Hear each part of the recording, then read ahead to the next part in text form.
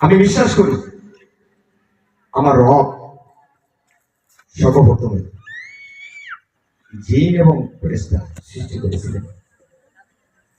সেই জিন জাতি এবং ফেরেশতা, আমি কত সংক্ষেপে বলবো, আপনার ধৈর্য শুধু ঘটাবো। যখন আমার রব, যিনি আমার সৃষ্টিকর্তা, আমরা বলি রব, এখানে আমার খ্রিস্টান ভাই যারা আছেন, বোনেরা যারা আছেন, মায়েরা যারা আছেন, তারা বলেন ঈশ্বর। যদি সনাতন ধর্মের কেউ থেকে থাকেন, ওনারা বলেন ভগবান। তখন আমার রব, যিনি আমার সৃষ্টিকর্তা, তিনি ফেরেশতাদেরকে ডেকে বললেন যে ফেরেশতারা, হে ফেরেশতারা, আমি মানুষ, মাটির তৈরি মানুষ সৃষ্টি করতে চাই।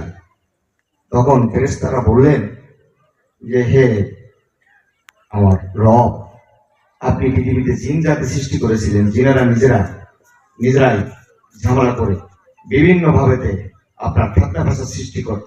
তা আমরা তো আপনার উপাসনা করি, আপনি কেন আবার মাটির তৈরি মানুষ সৃষ্টি করবেন?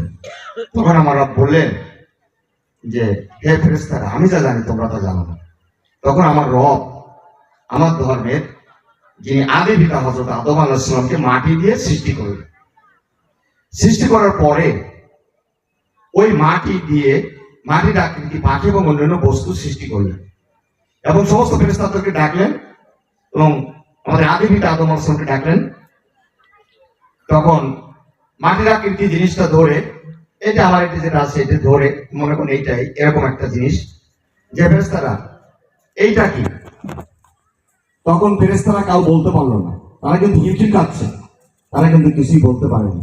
তখন আদম আলাইহিস সালামকে ডাকলেন এবং বললেন হে আদম, এইটা কি? তখন আদম আলাইহিস সালাম বললেন হে আল্লাহ, হে আমার রব, এইটা পাখি। এরপর আমার রব বললেন আরো কয়েকটি এরকম জিনিস ফেরেশতাদের সামনে আনলেন এবং বললেন। ফেরেশতারা কোনো উত্তর দিতে পারল না, কিন্তু আদম আলাইহিস সালাম সম্পূর্ণ সেই যে জিনিসগুলো আমার রব সৃষ্টি করেছিলেন, রবের ইচ্ছায় আদম আলাইহিস সালাম বলতে পারলেন। তখন আমার রব বললেন হে ফেরেশতারা, তোমরা আদমকে সিজদা করো, কিন্তু একমাত্র ইসরাফিল, যাকে আমরা ইবলিস বলি, ভাই বলেছে আপনাদের ধর্মের শয়তান, আমরাও শয়তান বলি, শয়তান বাদে, ইবলিস শয়তান বাদে সবাই সিজদা করলেন। আদম আলাইহিস সালাম পায়ের উপর লুটিয়ে পড়লেন। তখন আমার রব বললেন হ্যাঁ ইসরাফিল, তুমি কেন সিজদা করলে না? তখন বলল যে আমি নূর, নূর মানে আগুনের তৈরি, আরবিতে নূর, আগুনের তৈরি, আমি আগুনের তৈরি, আমি কেন মাটির তৈরি মানুষকে সিজদা করব? তার কাছে তখন অহংকার মনে হয়েছে যে সে হচ্ছে নূরের তৈরি, আগুনের তৈরি, আর আমরা যারা মানুষ আছি আমরা মাটির তৈরি। তখন বলল যে তুমি আমার হুকুম অমান্য করেছো, তুমি আমার এখান থেকে বেরিয়ে যাও। তখন বললো যে ঠিক আছে রব আল্লাহ, আমি যাব, আমাকে কিছু শক্তি দাও।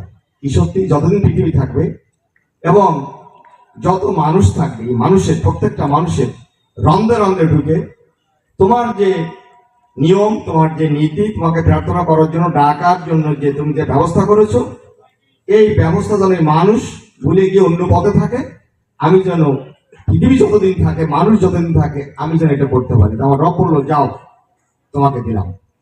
এরপরে ওই শয়তান, যে শয়তান, ওই মাঝে মধ্যে আমাদের মায়েরা কিন্তু একটু মনটা কিন্তু নরম, আপনাদের মনটা কিন্তু নরম, বোঝাইলে কিন্তু আপনারা আস্তে আস্তে ওটা বিশ্বাস করে ফেলেন। সেহেতু ওই শয়তান বিভিন্ন সময় শূল্য ধরে, যেহেতু সংক্ষিপ্ত করতে বলা হয়েছে। এরপরে বাবা আদম আলাইহিস সালামকে আমার মা, যে আদি মাতা হাওয়া আলাইহিস সালাম রাজি করে ফেলেন এবং গন্ধক ফল খেলেন। এরপরে ওনাদের যে লজ্জাস্থান ছিল, লজ্জাস্থানটা বের হয়ে গেল, তখন ওই গাছের পাতা দিয়ে ঢাকলো। এরপরে আমার রব বললেন যাও, তোমরা দুইজন এখন এই বেসি থেকে বেরিয়ে যাও। একজনরে আপনার যেতে, আর একজনরে আপনার শ্রীলঙ্কায় পাঠালেন। এরপরে 350 বছর মিলিত হলেন, তাদের গর্ভে 2 সন্তান, হাবিল এবং কাবিল। সেইখান থেকে কিন্তু আমি মুসলিম, আপনি খ্রিস্টান, সনাতন, বৌদ্ধ, পাহাড়ি, সমতল চূড়। আমি বিশ্বাস করি মানুষ দিন শেষে, বেলা শেষে আমার রবের কাছে ফিরে যেতে হবে।